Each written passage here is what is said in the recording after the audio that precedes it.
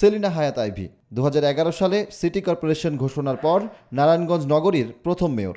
গত নির্বাচনে দলীয় সমর্থন না পেয়ে স্বতন্ত্রভাবেই নির্বাচনে অংশ নিয়ে বিপুল ভোটে নির্বাচিত হন।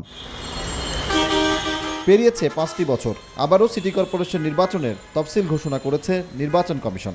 কদিন ধরেই আলোচনা চলছিল কে হতে পারেন এবারের নির্বাচনে নৌকা প্রতীকের উত্তরসূরি। গত কদিনে হয়েছে অনেক আলোচনা। নগর কমিটির তৃণমূল প্রার্থী বাছাই তালিকায় 3 জনকে মনোনীত করা হলেও ছিল না নগরীর প্রথম মেয়র আইভীর নাম।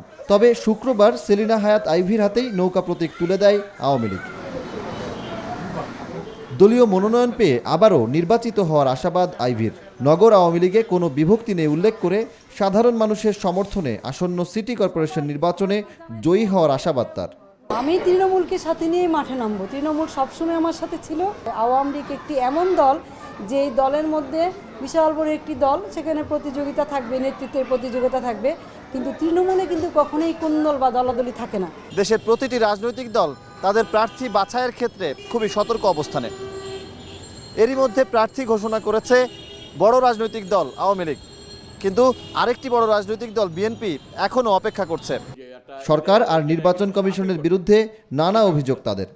ম্যাডাম যা বক্তব্য দিছে, ফার্স্ট প্রিফারেন্স আমারই, এবং স্থায়ী কমিটি মিটিংও এটা আলোচনা হয়েছে, পত্রিকায় আসছে যে ম্যাডাম এইভাবেই বলছে যে তোমার তো একটা অভিজ্ঞতা আছে, তুমি কতবার নির্বাচন করছো, তুমি মাঠে থাকো, আমাকে বলছে। কিন্তু আমিও কাউন্টার ম্যাডামকে বুঝাইছি যে madam, this is the situation of the election system.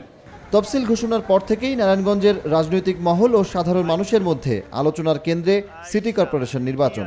সব দলের অংশগ্রহণে অবাধ সুষ্ঠু নির্বাচন অনুষ্ঠিত হবে এমন প্রত্যাশা নারায়ণগঞ্জবাসীর।